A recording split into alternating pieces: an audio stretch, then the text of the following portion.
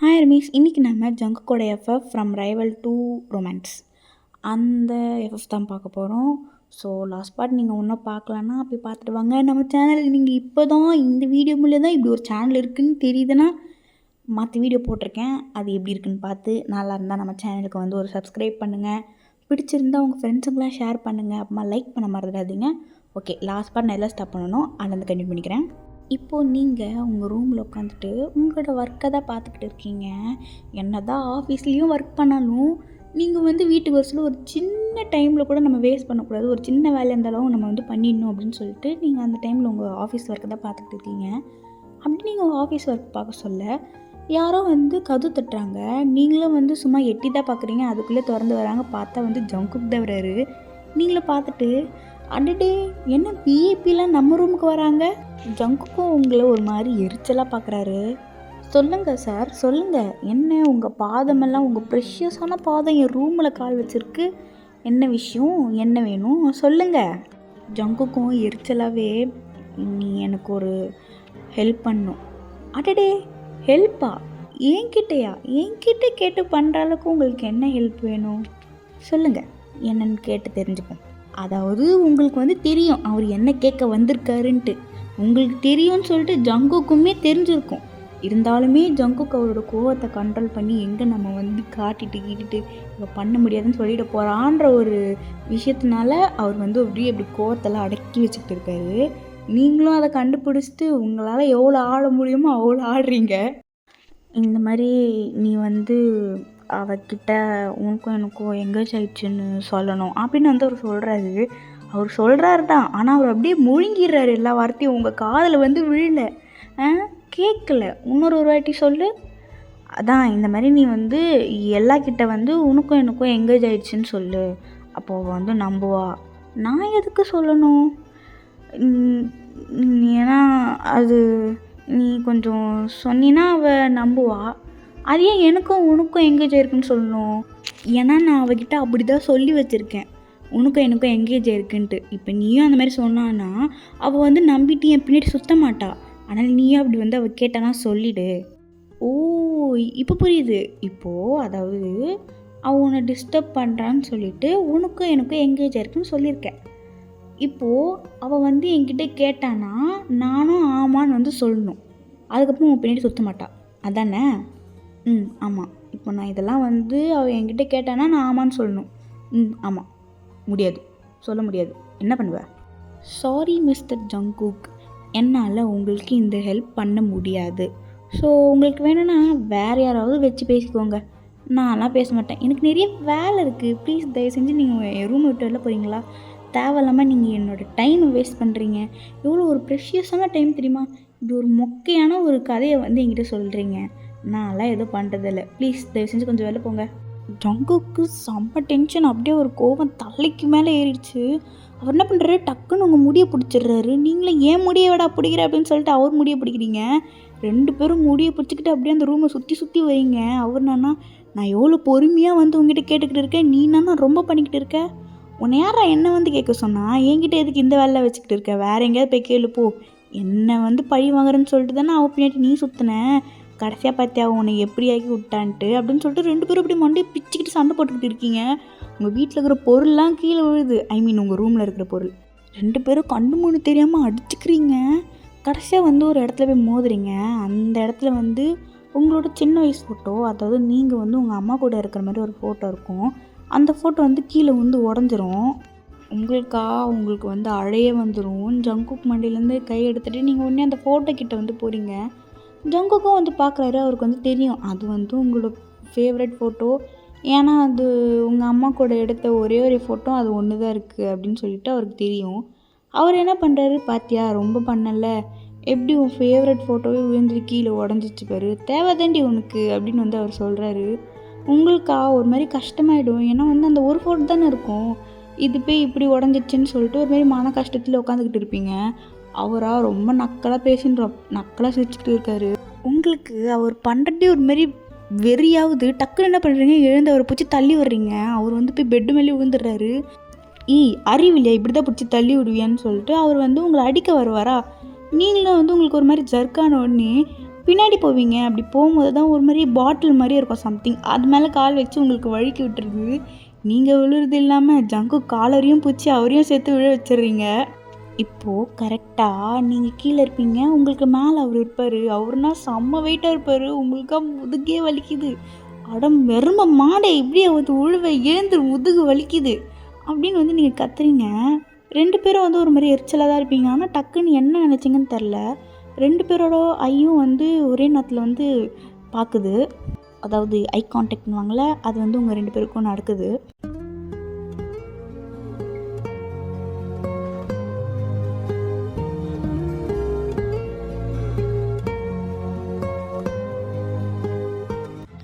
எம்மாடி பையன் கதை தருமா எம்மா அப்படின்னு சொல்லி ஜங்குக்கோட அம்மா தான் வந்து வெளில கத்திக்கிட்டு இருப்பாங்க. அந்த டைமில் தான் நீங்கள் 2 பேரும் வந்து கான்ஷியஸ்க்கு வருவீங்க. டக்குன்னு என்ன பண்ணுவீங்கன்னு தெரியல. 2 பேரும் வந்து கடற்கடன்னு எழுதி உங்கள் ட்ரெஸ்லாம் சரி பண்ணிப்பீங்க. ஏன்னா வந்து கீழே விழுந்ததுனால அப்படி எல்லாம் தூக்கி நின்றுருக்கும். அதனால் வந்து சரி பண்ணிவிட்டு சுற்றி உங்கள் ரூமை பார்க்குறீங்க. ஒரே குப்பைமேடாக இருக்கும். அப்படியே வந்து எப்படி சொல்கிறது, அந்நேரத்துக்குன்னு மோசமாக இருக்கும். ஒரு சின்ன குழந்தை கூட இவ்வளோ கேவலமாக வச்சுருக்காது.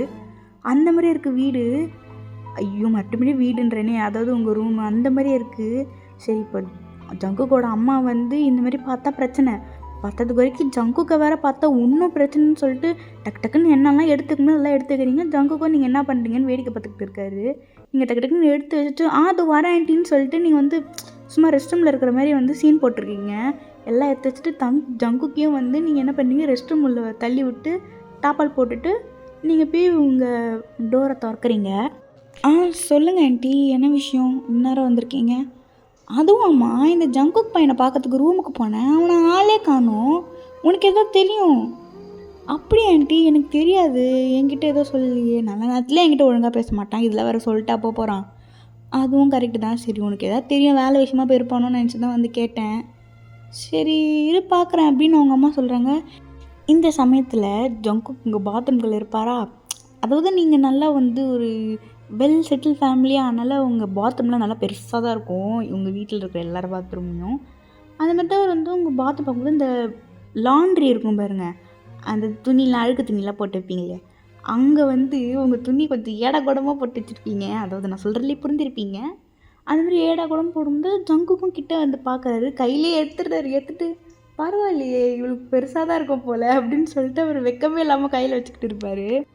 நீங்களும் ஆன்ட்டிக்கிட்ட பேசிவிட்டு உங்கள் ரெஸ்ட் ரூமுக்கு தான் வரீங்க. அதாவது ஆன்ட்டிலாம் போயிட்டாங்களா அப்படின்னு சொல்லிட்டு போய் எட்டி நல்லா பார்த்துட்டு உங்கள் ரெஸ்ட் ரூமுக்கு வந்து ரெஸ்ட் ரூம் டோரை திறக்கிறீங்க. கரெக்டாக நீங்கள் திறக்க அவர் கையில் அது இருக்க உங்களுக்காக செம்ம ஷாக் ஆகிடும். டக்குன்னு அவர்கிட்ட போய் அது பிடிங்கிட்டு, சி வெக்கமா இல்லை உனக்கு, இதெல்லாம் எடுத்து பார்ப்பேன். ஒரு பொண்ணோட ப்ரைவேட் திங்ஸ் எல்லாம் நீ இப்படி தான் எடுத்து பார்ப்பியா? என்ன ப்ரைவேட் திங்ஸ்னால் நீ ப்ரைவேட்டாக வச்சுக்கணும். நீ தான் பரப்பிக்கிட்டு வச்சுருந்த, அதான் நான் எடுத்து பார்த்தேன். வெக்கமா இல்லைச்சு, நீ முதல்ல வெளில போ, நீ எதுக்கு என் ரூம்லேருந்து வெளில போனி அப்படின்னு சொல்லிட்டு அவர் எப்படியோ உங்கள் ரூமை விட்டு துரத்திடுறீங்க. அவரும் உங்கள் ரூம் விட்டு வெளில வந்ததுக்கப்புறம் சும்மா எடுத்து பார்த்ததுக்கே இப்படி பண்ணுறாளே செக் அப்படின்னு சொல்லிட்டு அவர் போகிறாரு. இவர் இந்த பக்கமாக போகிறத அந்த பக்கமாக இருந்து ஜங்குக்கோட தாத்தா வந்து பார்த்துருவாரு. அவருக்கா ஒரே குழப்பம், இன்னத்துக்கு இப்போ இவன் வயன் ரூம்குள்ளே போயிட்டு வெளில வந்தான் அப்படின்னு வந்து யோசிக்கிறாரு. இப்போ நெக்ஸ்ட் டே எல்லாருமே வந்து ஆஃபீஸில் தான் இருக்கீங்க. நீங்கள் வந்து உங்கள் ஒர்க்கை வந்து பார்த்துக்கிட்டு இருக்கீங்க. அதேமாதிரி ஜங்குக்கு வந்து அவரோட கேபின்லேருந்து அவரோட ஒர்க் பார்த்துக்கிட்டு இருக்காரு. உங்கள் 2 பேருக்கும் அட் அ டைம் கால் வந்து இன்றைக்கி நம்மளுக்கு மீட்டிங் இருக்குது, 2 பேருமே வந்துங்க அப்படின்னு வந்து சொல்லுவாங்க. அதாவது யார் யார் இருப்பாங்கன்னா உங்கள் 2 தாத்தாவும் அம்மா, நீங்கள் 2 பேர் மட்டும் தான் இருப்பீங்க. வேணும்னா ஜாக் வந்து கொஞ்ச நேரம் நிற்பார், இல்லைனா வந்து போயிடுவார். அதுதான் வந்து மீட்டிங். இந்த 4 பேருக்குள்ளே நடக்கிறது தான் வந்து மீட்டிங். ஸோ அவங்க சொன்னோடனே நீங்களும் வந்து மீட்டிங்க்கு எல்லாமே ரெடி ஆகிட்டு அந்த டைமும் வர சொல்லும் போது மீட்டிங் வந்து கிளம்பிடுறீங்க 2 பேரும். இப்போது அந்த மீட்டிங் ஹாலில் தான் இருக்கீங்க. நீங்கள், ஜங்குக், லீ, ஜான் 4 பேர் தான் இருக்கீங்க. இந்த மாதிரி லீ வந்து சொல்லுவார், நம்ம கம்பெனி, அதாவது ஜப்பானில் இருக்கிற பிரான்ச் இருக்குல்ல, அந்த கம்பெனியில் ஒரு சாக்லேட் கம்பெனி கூட டீல் வச்சதுனால சக்ஸஸ் அடைஞ்சிருக்கு. அதுக்காக நம்ம வந்து ஜப்பானுக்கு போய் ஒரு சின்ன மீட்டிங் அட்டென்ட் பண்ண போகிறோம். அதுக்கப்புறமா வந்து ஒரு பார்ட்டியும் நடத்துகிறாங்க அப்படின்னு வந்து லீ வந்து சொல்லுவார். உடனே ஜங்குக்கும் இது ஒரு விஷயம்னு சொல்லிட்டு இதுக்கு போய் மீட்டிங் வைக்கிறீங்க அப்படின்னு வந்து கேட்பாரு. உடனே ஜான் வந்து ஜங்குக் கொஞ்சம் அமைதியாரு, அதை பெரியவர் சொல்கிறாருல்ல, அதை கொஞ்சம் கேளு, இவன் எப்படி தான் லீ நீங்கள் சொல்லுங்கள் அப்படின்னு வந்து ஜான் சொல்வார். லியோ வந்து கண்டினியூ பண்ணுறாரு. இதுக்கப்புறமா தான் மெயின் விஷயமே இருக்குது. அந்த ஜப்பானில் இருக்கிற பிரான்ச்சில் வந்து நிறைய பேர் வேலை பார்க்குறாங்க. சம்டைம்ஸ் அந்த வேலையை விட்டு போய் நம்ம கம்பெனியில் இருக்கிற சீக்ரெட்லாம் வந்து லீக் அவுட் பண்ணுறாங்க. ஆனால் அது யாருன்னு தெரில, வேலையை விட்டு போய் சொல்கிறாங்களா இல்லை வேலைக்குள்ளே இருந்து சொல்கிறாங்களான்னு தெரில. நம்ம அதை கண்டுபிடிக்கிறதுக்காகவும் நம்ம வந்து ஜப்பானுக்கு போகிறோம். ஸோ 4 பேரும் இன்னும் ஒரு 5 நாளில் ஜப்பானுக்கு போவோம். ரெடியாக இருங்க. இப்போவே வந்து ஏதாவது இம்பார்ட்டண்ட் ஒர்க் இருக்குன்னா சீக்கிரமாக முடிச்சிருங்க அப்படின்னு வந்து லீவ் வந்து சொல்வார். நீங்களும் ஜங்குக்கும் சரி அப்படின்னு வந்து சொல்வீங்க. சரி, இதோட வந்து மீட்டிங் முடிஞ்சது. ஆனால் மறந்துடாதீங்க, இன்னும் 5 டேஸ்க்குள்ளே நம்ம ஜப்பானுக்கு போயிடணும். அதுக்கான ஏற்பாடும் பண்ணி வச்சுருங்க. அதேமாரி ஏதாவது இம்பார்ட்டண்ட் ஒர்க் இருந்தால் சீக்கிரமாக முடிச்சிருங்க அப்படின்னு வந்து லீவ் சொல்லுவார். நீங்களும் ஜங்குக்கும் சரின்னு சொல்லி அந்த மீட்டிங் வந்து அதோடு முடிஞ்சிடும். இப்போ வந்து உங்களுக்கு லன்ச் டைம். லன்ச்செல்லாம் நீங்கள் முடிச்சுட்டு உங்கள் ஃபைல்ஸை தான் வந்து செக் பண்ணிகிட்டு இருப்பீங்க. அந்த டைமில் வந்து உங்கள் கேபினில் இருக்கிற ஃபோன் வந்து ரிங் ஆகுது. நீங்களும் எடுத்துகிட்டு காதில் வைக்கிறீங்க, ஹலோன்றீங்க. ஹலோ யார்? நாங்கள் மேம் வெயிட்டிங் ஹால்லேருந்து பேசுகிறோம். இந்த மாதிரி உங்களை பார்க்குறதுக்கு எல்லாம் வந்திருக்காங்க. எல்லாவா? ஆமாம் மேம், உங்கள்கிட்ட ஏதோ பேசணும்னு சொல்கிறாங்க. நான் வேணால் லன்ச் டைம் முடிஞ்சதுக்கப்புறமா அவங்கள அனுப்புவா? இல்லை வேணாம், அவங்கள வீட்டுக்கு கிளம்ப சொல்லு. எனக்கு நிறைய வேலை இருக்குது, யாரையோ பார்க்குற டைமில் எனக்கு இல்லை, அதனால் அவளை வந்து வீட்டுக்கு கிளம்ப சொல்லு அப்படின்னு நீங்கள் சொல்லி ஃபோன் வச்சிடுறீங்க. இங்கே வெயிட்டிங் ஹாலில் இருக்கிற அந்த மேமும் எல்லாக்கிட்ட மேமுக்கு வந்து ஏதோ முக்கியமான ஒர்க் இருக்கான், அதனால் இன்றைக்கி யாரையும் பார்க்க முடியாதுன்னு சொன்னாங்க. நீங்கள் வேணால் போயிட்டு நாளைக்கு வாங்கலேன் அப்படின்னு வந்து அவங்க சொன்னோடனே எல்லா டென்ஷன் ஆகுது. உன் திமிர்த்தனத்தை நீ இப்போ காட்டுற பற்றியா அப்படின்னு சொல்லிட்டு அவங்க வந்து ஒரு மாதிரி கோவமாகவே வெளில போயிடுறாங்க. ஜாக் வந்து எல்லாம் வெளில போகிறது தான் வந்து கவனிக்கிறாரு, மற்றபடி அவருக்கு என்னதுன்னே தெரில. அவர் என்ன பண்ணுறாரு, குடுகுடுன்னு ஜங்கு கேபினுக்கு வந்துட்டு மூச்சு வாங்கி நிற்கிறாரா. உடனே ஜங்குக்கும், என்னடா என்னத்துக்கு இப்படி வந்த? ஏய் ஜங்குக்கு, அதாவது சார், எல்லாம் வந்திருக்காங்க, ஒரு மாதிரி கோவமாக வெளில போனாங்க, உன்னை பார்க்க வந்தாளா? அதாவது சார், ஒழுங்காக பேசண்டா, ஏன்டா எரிச்சல் ஏற்றுற மாதிரி பேசுகிற? எல்லாவா? எல்லாம் வந்து என்னை பார்க்க வரலையே, ஒருவேளை வயனை பார்க்க வந்திருப்பாளோ அப்படின்னு சொல்லிட்டு 2 பேரும் அட் அ டைம் உங்களை தான் பார்க்குறாங்க. நீங்கள் ஒன்றும் இல்லை, ஃபைலில் தான் திருப்பி பார்த்துக்கிட்டு இருக்கீங்க, உங்கள் ஃபேஸில் ஒன்றும் தெரியல, ஒன்றும் கேஷுவலாக தான் இருக்குது. உடனே ஜங்குக்கு வந்து ஒருவேளை வந்து கேட்டு அவளுக்கு தெரிஞ்சிருக்குமோ? என்ன தெரிஞ்சிருக்கும்? அதாவது எனக்கும் வயனுக்கும் எங்கேஜ் ஆகலைன்ட்டு நான் போய் சொன்ன தெரிஞ்சிருக்குமோ? அதான் நீ வயன்கிட்ட சொல்லிட்டல, ஏன் வயன் வந்து சொல்லியிருந்துருக்க மாட்டாளா? அட நீ வேற அப்படின்னு சொல்லி ஜங்குக்கு வந்து நேற்றுனா நடந்தது நைட்டு அது எல்லாத்தையுமே 1 இன்ச்சு விடாமல் எல்லாத்தையும் சொல்லிடுவார். ஜாக்கும் வந்து உட்காந்துட்டு, அடப்பாவி, உன்னை போய் ஹெல்ப்பு கேட்க சொன்னால் அடித்தடியில் போய் முடிச்சுட்டு வந்திருக்க. டேய், நான் என்னடா பண்ண முடியும், நான் ஒழுங்காக தான் பேசினேன், அவள் தான் ரொம்ப ஓவராக பேசினான், எனக்கும் வந்து ஒரு மாதிரி கோவலாம் வராதான், எவ்வளோ தான் நானும் அடிக்கிட்டு இருக்கிறது, அதனால வந்து கத்திட்டேன், என்ன பண்ணுறது, தலையை பிடிச்சிட்டேன், இப்போ என்ன பண்ணுறது, அவளுக்கு தெரிஞ்சிருக்குமோ, அவ்வளோதான் போச்சு போ அப்படின்னு சொல்லிட்டு ஜங்குக்கு சொல்கிறாரு. ஜாக்கும், ஒரு நிமிஷம், அவளுக்கு தெரிஞ்சதுன்னா நேரடியாக உன்னை தான் பார்க்க வந்திருக்கணும், அப்போ ஏன் அவன் வந்து வெளில போகிறா, அதுவும் அவள் கோவமாக போனான், அதனால் வேறு எதுவும் விஷயந்தான் இருக்கும், ஒருவேளை வயன் வந்து வேறு ஏதாவது சொல்லியிருப்பான்னு நினைக்கிறேன். என்ன சொல்லியிருப்பான்னு நினைக்கிறேன்? அதாவது நீ போய் கேட்டல, உனக்கும் எனக்கும் என்கேஜ்மெண்ட் ஆன மாதிரி, அந்த மாதிரி சொல்ல சொன்னல, அது கூட சொல்லியிருந்துருக்கலாம், அதனால எல்லாம் கொஞ்சம் கோவமாக போயிருந்துருக்கலாம். நீ பாரு, என்னை டென்ஷனே தாத, அவள் ஒன்று மாட்டேன்னா அவள் பண்ணவே மாட்டா, என்ன நினச்சிருங்கிற அவளை பற்றி, எனக்கு தான் தெரியும் அவளை பற்றி, அவள் கூடேக்கிறல்ல, சரியான விஷம் கொடுக்கடா, அவள் இந்த மாதிரிலாம் பண்ணியிருந்துருக்க மாட்டான், என்ன வந்திருக்குன்னு சொல்லிட்டு 2 பேரும் அப்படியே மண்டையை போட்டு பிச்சுக்கிறாங்க. ஸோ நான் வந்து இதில் வந்து நிப்பாட்டிக்கிறேன், ரொம்ப கம்மி டியூரேஷன் தான், கொஞ்சம் அறக்க பறக்க எடுத்ததுனால அப்படி இப்படி வளரி இருந்திருப்பேன், அதேமாரி ஒரு கம்மி டியூரேஷனில் தான் எடுக்க முடிஞ்சது. ஏன்னா வந்து செம் வேறு வரப்போகுது, அதுக்கு ஸ்டடி ஹாலிடேஸ் வேறு விட்டுருக்காங்க. ஸ்டடி ஹாலிடேஸே நான் வந்து ஏதோ சம்மர் ஹாலிடே மாதிரியே வந்து என்ஜாய் பண்ணிக்கிட்டு இருக்கேன், பட் இப்போ வந்து படிக்கணும். ஸோ அதனால் வீடியோ கொஞ்சம் டிலே ஆகும், கொஞ்சம் அட்ஜஸ்ட் பண்ணிக்கோங்க.